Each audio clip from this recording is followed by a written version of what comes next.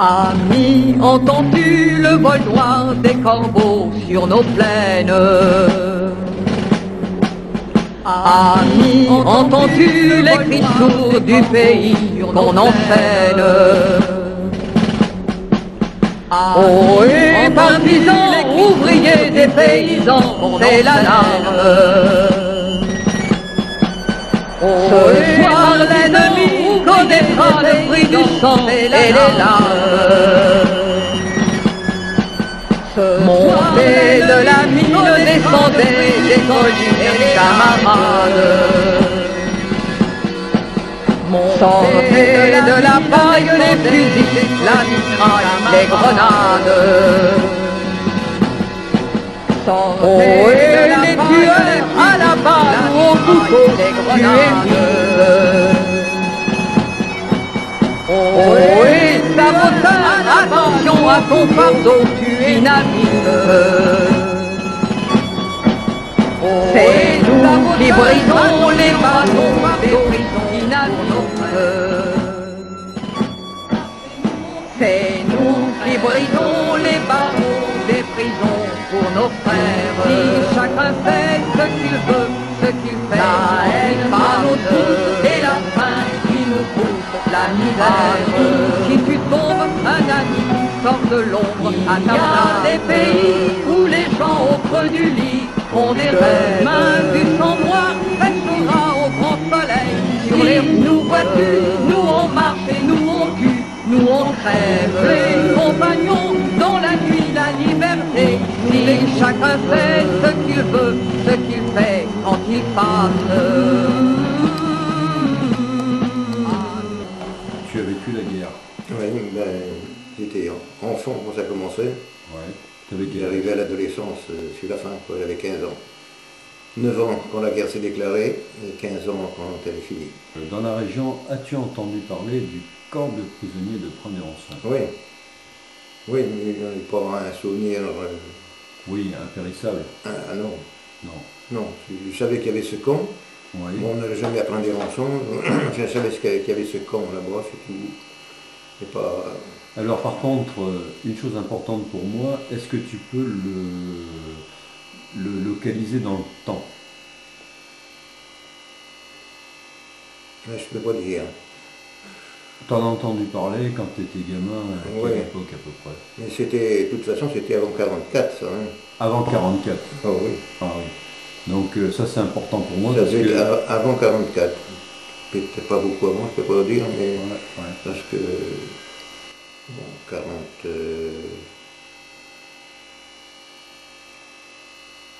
44, il y avait déjà la poche de La Rochelle, donc les Allemands n'étaient plus là. Les Allemands étaient plus là en 44. Non, ils n'étaient pas loin. Ils étaient pas loin. Je me souviens, les FTP étaient là, ils nous faisaient tirer à la mitraillette. J'avais 14 ans. Et ils étaient sur la Avec rue. des mitraillettes STEM un poteau du américaines. téléphone, et puis j'avais 14 ans, j'avais fait tirer à la mitraillette dans le poteau. Ah ouais, avec une STEM américaine. Oh, c'était Un truc avec tout une à fait crosse simple. paratrooper. Tout à fait simple, et c'était juste une ferraille qui faisait la crosse là. Ouais. Mais le chargeur était de côté. Ah, c'est STEM. Ouais, STEM, une STEM. possible. Ouais, bah c'est sûr. Oh, c'était simple. Ouais. La crosse, c'était une tige de fer qui faisait le... Alors comment tu les avais rencontrés ces FTP là? Oh, bah, comme ils étaient là, nous les gosses, Ouais. on a été les voir tout de suite. Ouais, bien sûr. Puis on allait, tout le temps qu'ils ont été là, je sais pas, ils n'ont pas été très très longtemps, le temps qu'on a été là, les gosses, on était toujours rendus avec eux. Ah oui. Parce qu'ils allaient foutre les Allemands dehors. Ouais. Donc ce camp de Prin-des-Rançons, à ton avis, il était bien installé avant 1944? Il était installé avant 1944, oui. Oui, c'est-à-dire dans les années 40? Peut-être pas aussitôt le début de la guerre. C'était, bon, ça en fait l'an 40, les Allemands. Ouais. Ils n'ont peut-être pas fait aussitôt. Je ne me rappelle pas. Ça, j'ai pas de souvenir. Mais bon, bien avant 1944. Bon, ça devait être avant 1944. Ouais. Oui, parce que puisqu'après il leur a servi de camp aussi. Ah eux, oui. Ouais. Ben oui, c'est-à-dire que les habitants de Prin, d'après les informations que j'ai, ils ont profité de main-d'œuvre gratuite, d'une part par les prisonniers étrangers ou français qui pouvaient y avoir dans ce camp, que les Allemands avaient fait. Donc que les Allemands livraient cette main-d'œuvre. Ils plaçaient dans les fermes. Ils les passaient dans les fermes. Ah, oui. Et donc ça leur faisait de la main-d'œuvre gratuite. Ouais. Et puis après, en 1945, quand ça a été libéré, eh bien, ils avaient encore de la main-d'œuvre gratuite parce que c'était les Allemands, à leur tour, qui travaillaient dans les champs. Je ne me rappelle pas de la première histoire, là, quand c'était des Français, enfin des prisonniers qui avaient été faits par les Allemands. Je ne me rappelle pas de ça, mais je me rappelle que les prisonniers allemands travaillaient dans les fermes. Oui, bien sûr, oui, parce que en fait, les habitants de Prin ont effacé un peu cette histoire de la mémoire locale. D'ailleurs, ils ont complètement démonté le camp de Prin-des-Rançons, c'est-à-dire qu'ils ont récupéré les parpaings, les bouts de bois, enfin tout. Il ne reste pas grand-chose, il reste la chapelle, il reste les deux poteaux de... Il y a une chapelle, hein? Il y a une chapelle, ah, oui. Il y a une chapelle. Donc il reste la chapelle qui a pu... Il n'était pas loin de la ligne de chemin de fer. Oui, ben, évidemment. Parce que c'était un camp de transit en fait. Les Allemands profitaient de la proximité de la ligne de chemin de fer. Transit, c'est-à-dire qu'ils regroupaient les prisonniers là. Et puis ensuite ils les envoyaient là où ils avaient envie. Mon oncle Aimé Servant, qui travaillait à la SNCF, et donc le réseau de résistance de la SNCF avait des informations privilégiées. Il savait que les mecs ils allaient vers les camps de la mort, parce qu'à l'époque, il n'y avait pas beaucoup de gens qui savaient qu'il y avait des camps de concentration qui finissaient en camps d'extermination. Ben oui. Il n'y en avait pas beaucoup qui savaient. Les camps d'extermination, on l'a su qu'après la guerre. Oui. Alors, les gens de la résistance le savaient avant la fin de la guerre. Oui. Et donc, mon oncle faisait sauter la voie de chemin de fer entre ce camp et Niort. Et il faisait sauter aussi les poteaux téléphoniques pour pas que les Allemands puissent communiquer le nombre de prisonniers qu'ils avaient expédiés. Que par rapport au camp de Prin-des-Rançons, tu as connu son existence à la fin de la guerre. Oui, connu davantage sur la fin. Quoi. Sur la fin, quand les filles ont libéré et que c'était les Allemands qui étaient dedans. Oui, c'est-à-dire qu'au début, quand il y avait les soldats russes là, qui s'étaient... Alors, parle-moi un peu des Russes. Et donc, ces Russes, ils sont arrivés là comment? Ils sont arrivés avec le régiment Foch, qui était un groupe du Maquis encore. Régiment Foch, oui, un groupe du Maquis. Le régiment Foch. Et qui les tenait un peu comme des prisonniers, ils leur faisaient faire toutes les besognes. Les pauvres Russes. Oui, ils avaient déjà été prêts. Alors ces fameux Russes, là, tu m'avais expliqué... ils avaient été faits prisonniers, je ne sais plus si c'est à Leningrad ou Stalingrad, ils avaient été faits prisonniers là-bas. Et les Allemands les avaient ramenés là pour travailler au mur de l'Atlantique. D'accord. Et puis ils avaient trouvé le moyen de se tirer. Et tu m'avais expliqué qu'ils avaient... Oui, mais le train avait été bombardé à Ruffec. Ouais. Et ils ont profité de ça pour se tirer dans la nature. Ouais. Et puis au bout d'un certain temps, ils ont rejoint le Maquis. D'accord. Ils sont tombés sur les... Ceux-là étaient au régiment Foch, mais il y en avait qui étaient tombés ailleurs, puisqu'il y avait toute une section de Géorgiens là, qui... Eux, n'étaient pas avec le régiment Foch. Ils étaient, on roulait plutôt avec les FTP, mais ils étaient en uniforme, et ils combattaient avec les FTP. D'accord. Donc il y avait des Russes qui avaient été pris... Ceux-là avaient été pris par le régiment Foch, ils avaient rejoint le régiment Foch, sans doute, qui les tenaient un peu comme des prisonniers. Oui, oui, parce que le régiment Foch, pour information par rapport aux gens qui vont regarder cette vidéo, c'était un groupe de résistance qui était plutôt extrême droite. Extrême droite, enfin c'était droite. Droite. Les FTP qui venaient de la Dordogne, c'était des communistes. Oui. Ils faisaient la cuisine, ils faisaient toutes les tâches que les autres ne voulaient pas faire. Quoi. Voilà. Bon. Mais ils combattaient pas apparemment. D'accord. Et ils venaient chez nous, des fois le soir, pour jouer aux dames, puis boire un coup, prendre un café, et puis l'agneau. Ah, C'est incroyable cette histoire des Russes Oui. qui a été pris, ces Russes, ils ont été pris par les Allemands. Ils ont été pris par les Allemands en Russie. En Russie. Je ne sais pas si c'était Stalingrad ou Leningrad, c'est pas. Oui. Ensuite, ils se sont retrouvés dans un train à Ruffec. D'un enfer, quoi. Oui, parce que oui, là, Stalingrad, pour le coup, c'était la bataille de Stalingrad, on en entend parler dans les livres d'histoire. Donc, les Allemands les ont fait prisonniers. Ils ont ramenés en France pour venir travailler au mur de l'Atlantique. Au front de l'Ouest, oui. Faire face aux Américains. D'accord. Et donc, un coup de chance, ils sont bombardés par des avions. Ils ont été bombardés par les Américains, certainement. Ou des Anglais, plutôt. Oui. Parce que les Américains venaient pour bombarder à l'époque, c'était les Anglais. Ah, les Américains venaient aussi, hein. Oui. Ah oui, à l'approche de La Rochelle, les Américains venaient aussi, hein. Mais ils traversaient l'Atlantique avec leur... Non, ils étaient basés en Angleterre. Ils étaient basés en Angleterre. Oui, parce que ça fait long à traverser, 8 ou 9 km. Et les Anglais étaient plus précis dans leur bombardement parce qu'ils volaient plus bas. Les Américains étaient en super forteresse. Oui, c'était une super forteresse. Ils lâchaient les bombes d'assez haut. Et ça tombait un peu n'importe où. Ça tombait un peu n'importe où. À Niort, ils ont voulu bombarder la gare. Et ils ont démoli la Banque de France. Oui. Dans la résistance, il y avait le château de Sazé. Le château de Sazé. Le château de Sazé, je n'ai pas trop su. Il y en avait un russe qui était à Sazé aussi. Il y en avait 3 à Névoire, puis il y en a à Sazé. Alors, comment il est atterri là-bas, le mec, Sazé?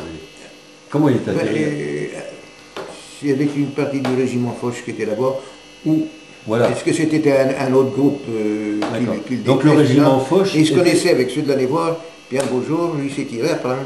Puis quand les autres l'ont su, ben, ils en ont fait autant, quoi. Ah ouais, il s'est tiré à Prin. Il s'est tiré à Prin quand il a su qu'il y avait des Russes au camp de Prin. Ouais. Parce que là, à cette époque-là, il y avait des Russes au camp de Prin. Ouais, donc les Allemands... Les Allemands étaient partis, là. Il y avait des Russes. Mais qu'est-ce qu'ils foutaient là-bas, les Russes, au camp de Prin? Ceux dont je vous parle, là, les Géorgiens, ils étaient cantonnés au camp de Prin.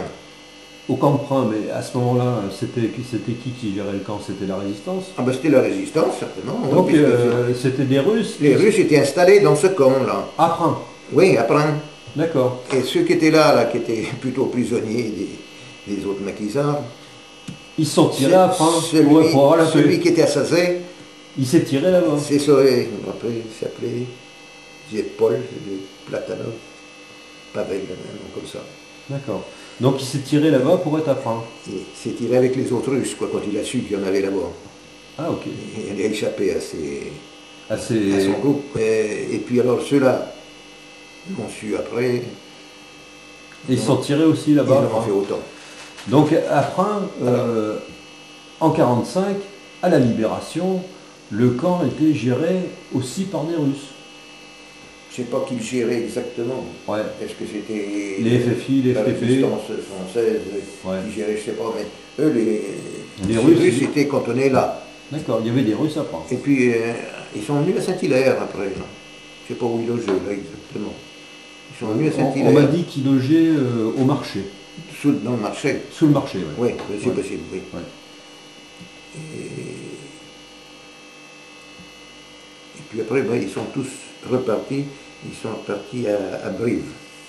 Ah oui, donc Brive, c'était à la fin de la guerre, en 1945. Et ils sont retournés chez eux.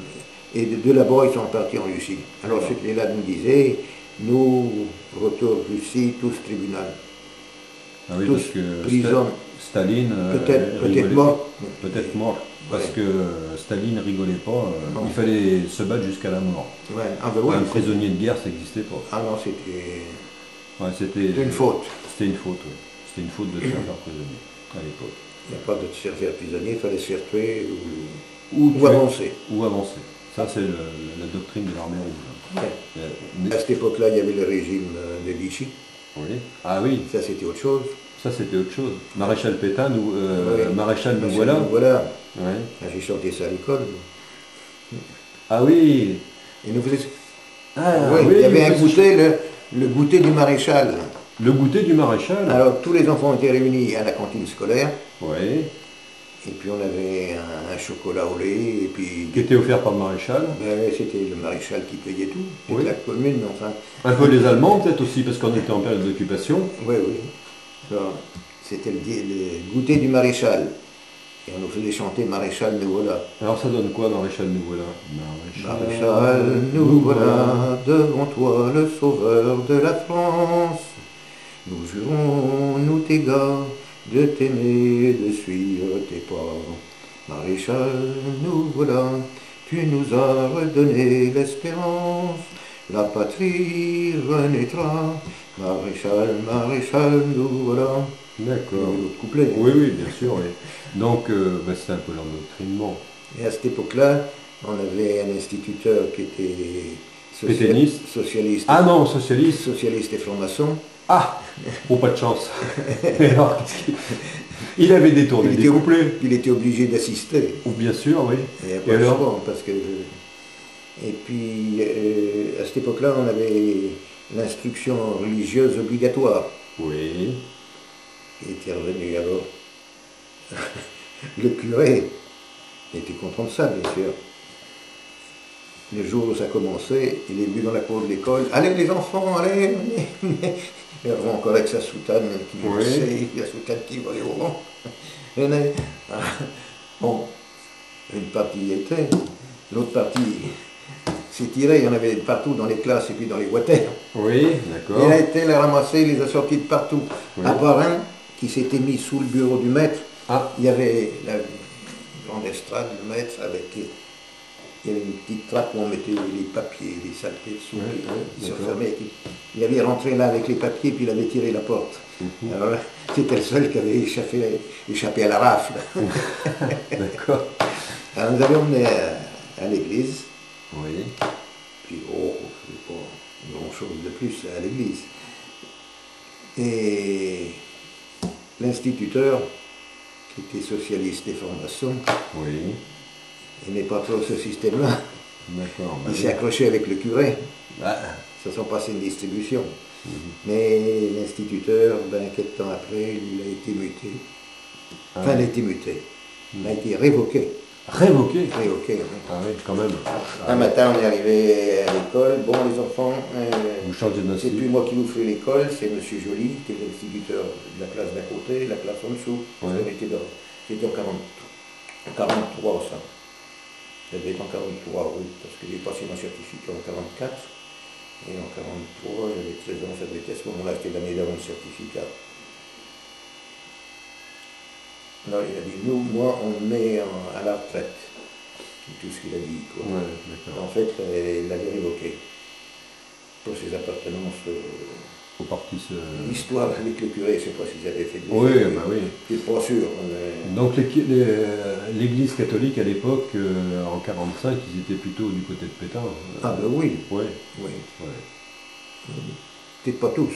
Peut-être pas tous, non. Parce qu'il y en avait qui étaient la résistance, quand il y avait des résistants qui étaient les curés avec la partie assez tard, mais dans la résistance. Ouais. Ah ben oui, après oui. Le dernier qu'on a eu, je crois qu'il était socialiste. Oui. Ah oui, quand même. Ah oui. Et donc, au fameux château de Sazé, là, donc il y avait le groupe Foch qui était là, parce que moi, on m'a dit que c'était le lieu de réunion de 3 groupes de résistants. Donc il y avait des FFI et des FTP qui pouvaient se rencontrer. Mais quelquefois, ça se passait mal, d'après ce que j'ai compris. J'avais entendu dire une fois qu'il y avait des coups de fusil qui avaient été tirés sur le château. Ouais. Et tirés comme ça, en passant, un camion qui passait. Ouais, parce que c'était peut-être des FTP, et puis il y avait des FFI. Oh, puis il y avait la section Bure et le groupe, je ne sais plus, c'était à la limite des voyous un peu. Ouais, c'est ça, ouais. C'était pas tout net non plus. Hein. Ouais, il n'était pas tout net, non. Non. Ouais, parce que bon, dans la résistance, on était partis, les bons et les mauvais. Il y avait des mecs qui étaient derrière. Il y en avait qui étaient là un peu pour piller aussi. Oui. Il y avait des gens à Ferrières qui étaient réfugiés chez nous, là, puisque même la grève, là, à côté, de l'autre côté du Mignon, était évacuée. Ah oui, oui. Et il y en avait de la grève qui étaient réfugiés à la Dévoire. C'est arrêté au Mignon. Ouais. Le pont du Mignon était miné. Le pont du Mignon était miné? Oui, il était miné. Il était pas miné si vous voulez, mais ils avaient fait des fosses à chaque coin. Ouais. pour le minet, le pont de la route. Puis il y avait le pont de la ligne, après la ligne de chemin de fer, il y a un pont métallique. Là. Il y a un pont métallique. Oui, c'est la ligne de chemin de fer. Il existe toujours ce pont? Oui. Il est où? Ben, il est sur le canal du Mignon. Sur le canal du Mignon, il y a un pont métallique. Oui. Quand vous passez le canal du Mignon, là, oui. il y a un petit chemin à gauche. Oui. Il y a un petit bois là au bord de la route, entre le Mignon et ce chemin.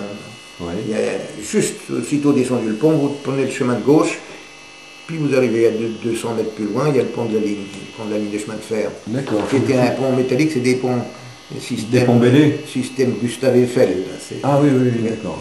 Et ils avaient mis, il y avait des espèces de petites boîtes métalliques qui étaient soudées sur les poutres. Pour prêtes à faire sauter. Pour mettre la dynamite, quoi, pour faire sauter les ponts. Voilà. On a jamais sauté.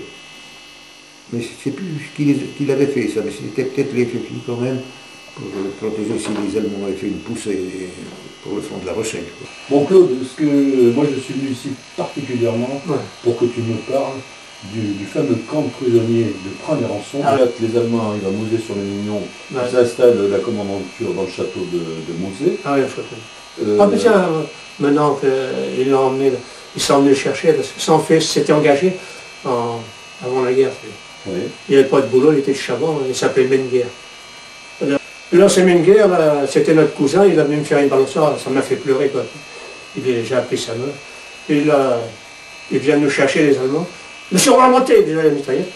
Il fallait qu'ils emmènent à Chabon. Ils ont ramassé mon cousin Menguer. Ils l'ont emmené au château. Pourquoi? Parce que son fils s'est engagé, puis il fallait qu'il dise où qu'il était. Tu penses que l'autre, il ne savait pas. Il n'a rien pu dire, puis il ne l'aurait pas dénoncé. Ils viennent, 3 jours après, ils viennent nous dire votre cousin s'est suicidé. Je pense qu'il n'a pas pu parler, ils l'ont suicidé, ils l'ont jeté. Ils l'ont jeté au bas du château. Le château de Mouzé, donc où ils avaient installé la commandanture. Le château qui est juste après le pont sur le Mignon. C'est le premier château, c'est pas le deuxième. Chercher mon père,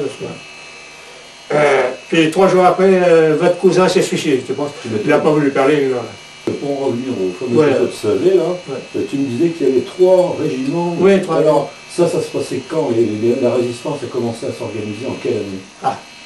Bonne question. Je demande à mon frère, il est plus vieux. Je ne sais pas si ça commence. Je les ai connus surtout à la fin de la guerre. 45. Oui, 44. Parce que les Russes sont venus en 44. Les Russes sont venus jusqu'ici? Les Russes sont venus là. Oui, parce qu'il y avait des prisonniers russes. Ouais. On m'a dit qu'il y avait des prisonniers russes au camp de Prin-des-Rançons. Ah ouais. Il y avait des prisonniers russes. Il y a, comment il s'appelle, Pierre Nicolas qui m'a dit ça, qu'il y avait des Russes. Et il y a une autre personne qui m'a dit qu'il y avait des Russes. Donc effectivement, les Allemands se sont retrouvés avec de l'armée rouge.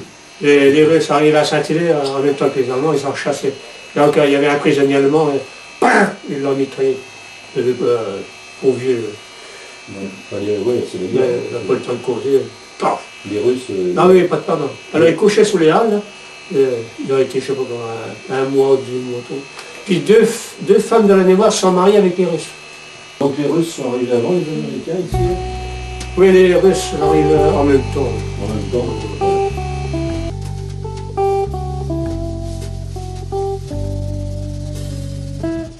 Jacqueline, eh bien écoute, ça me fait plaisir que tu nous accueilles dans ta maison. Oui. Et je suis venu te voir parce que tu sais que je suis en train de faire un film sur l'histoire locale, plus particulièrement de la dernière guerre mondiale et du camp de prisonniers de Prin-des-Rançons sur lequel on a très peu d'informations.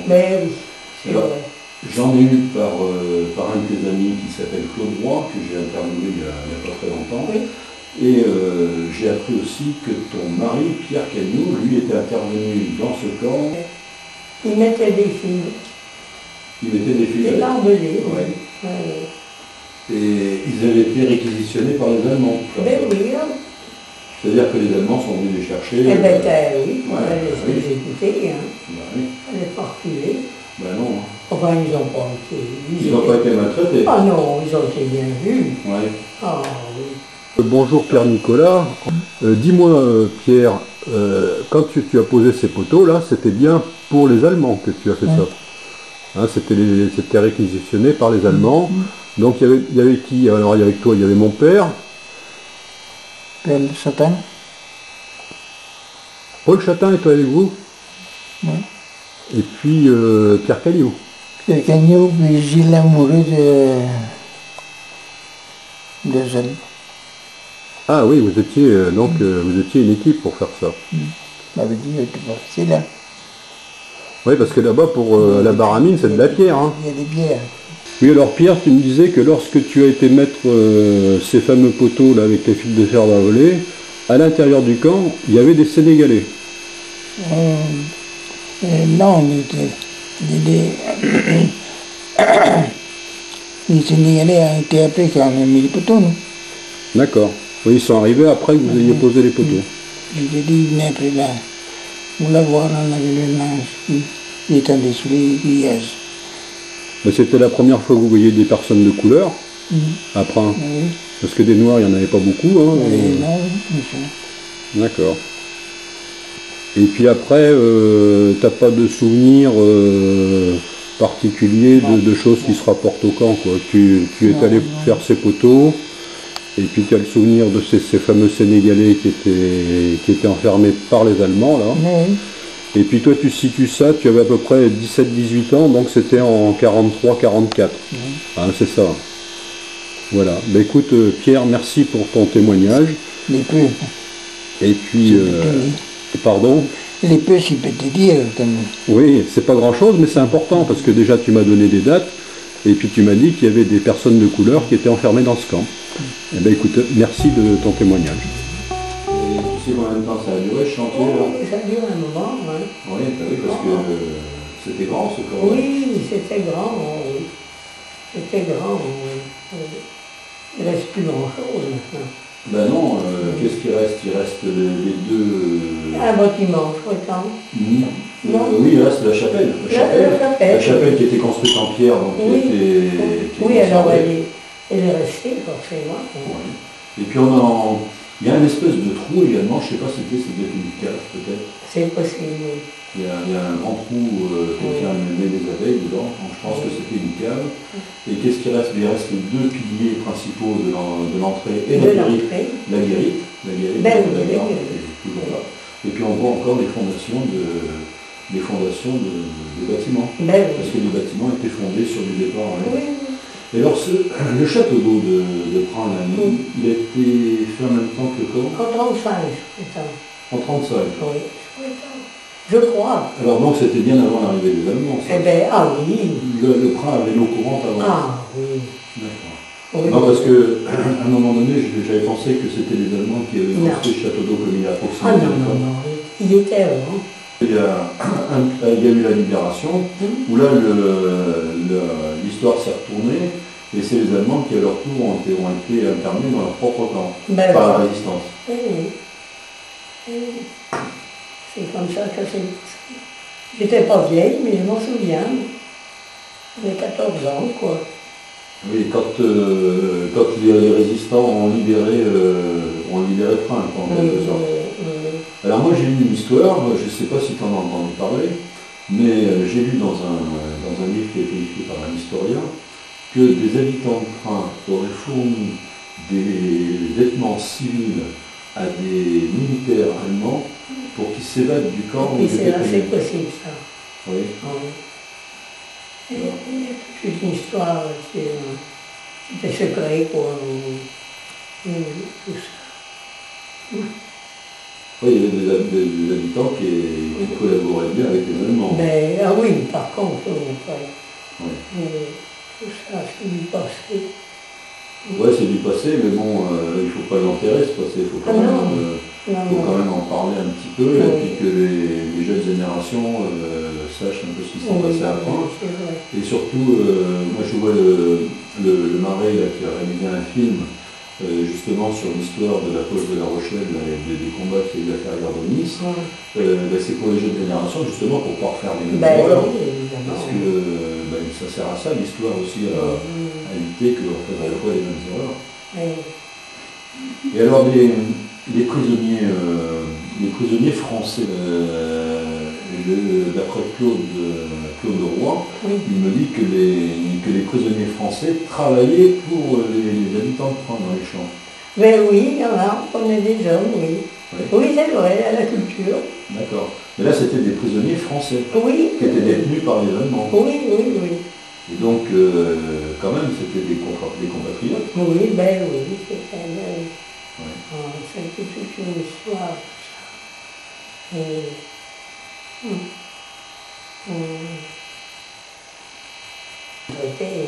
Mais alors, par contre, on m'a dit aussi qu'il y avait que ce camp servait de transit, c'est-à-dire que les Allemands faisaient des prisonniers, les stockaient temporairement dans le camp, et ensuite les envoyaient vers les camps de la mort, là où ben, pas oui, ça malheureusement, ça existait, ça. Oui, ça existait. Oui. Parce que j'ai aussi appris que mon oncle Aimé Servant, qui travaillait à la SNCF, lui avait eu des informations privilégiées sur de New York. Il avait eu des informations privilégiées, donc eux, la SNCF à l'époque, ils savaient ce qui se passait dans les camps de concentration et d'extermination. Et donc mon oncle qui était résistant faisait sauter la voie de chemin de fer entre Prin et La Rochelle, ainsi que les lignes téléphoniques, pour pas que les Allemands communiquent déjà le nombre de prisonniers qu'ils expédiaient. Tout ça, ça existait, tout ça, oui. Ça c'est sûr. Tu te souviens avoir entendu dire, tiens, cette nuit, la ligne de chemin de fer a sauté, ou... Ben oui. Oui. Ou la ligne téléphonique a sauté.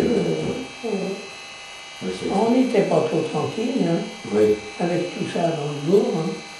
Ben oui, j'imagine. Oui. J'imagine que tu n'étais pas tranquille. Non, pas tranquille. Enfin, de toute façon, oui, c'était...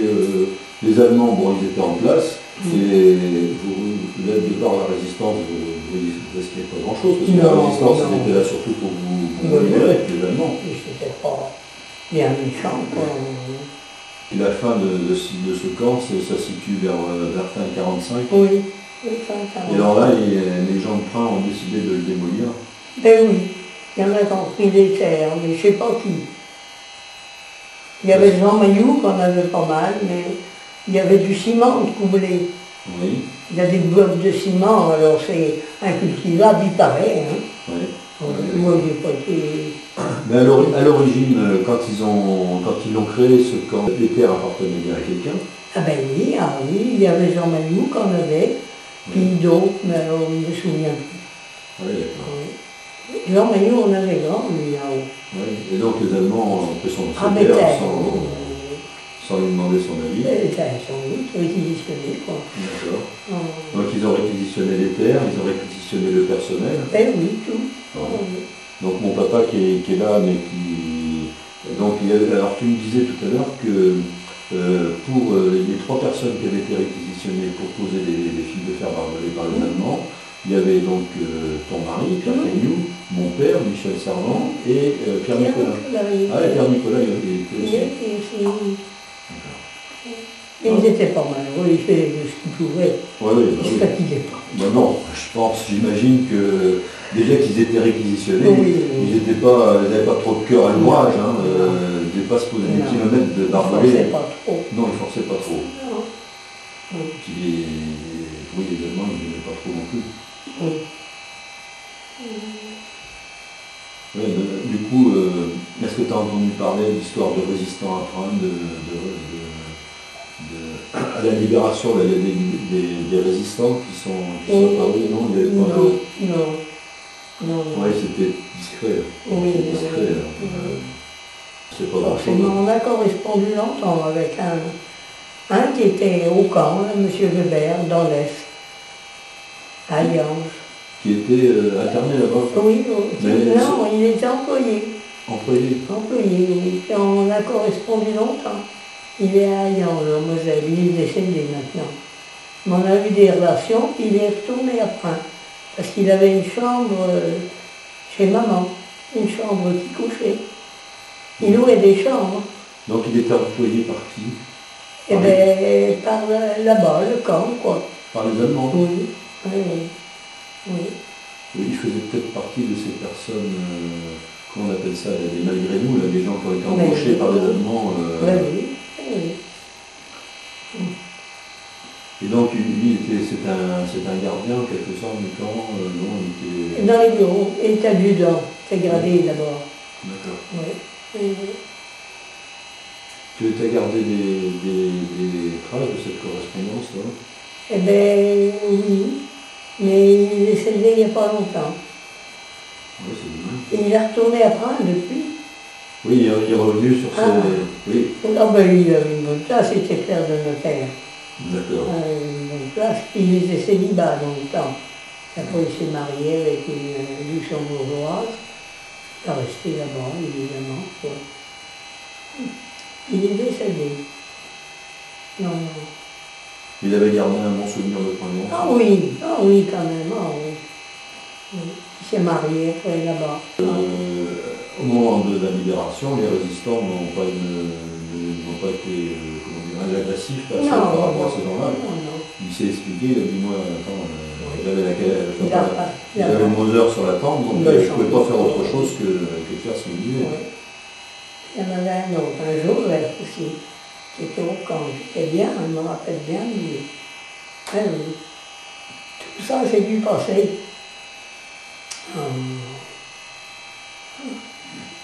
Il y a passé du monde là-bas. Hein. Ah oui. Au camp, ben oui. Oui, c'était un camp de transit. En fait, les Allemands faisaient des prisonniers. Oui. Ensuite, les prisonniers étaient expédiés ailleurs. La voie de chemin de fer qui était tout près. Oui. Et... Il y a passé du monde, tu estimes ça à combien de personnes? Plusieurs milliers? Oh oui, il y avait du monde. Hein. Plusieurs milliers. Oh oui. Parce que dans les archives que j'ai retrouvées, moi, on dit qu'il avait une capacité de 900 places. Donc mais ça ne m'étonne pas. Ça fait un millier de personnes, et avec un taux de renouvellement qui est assez important. C'est important.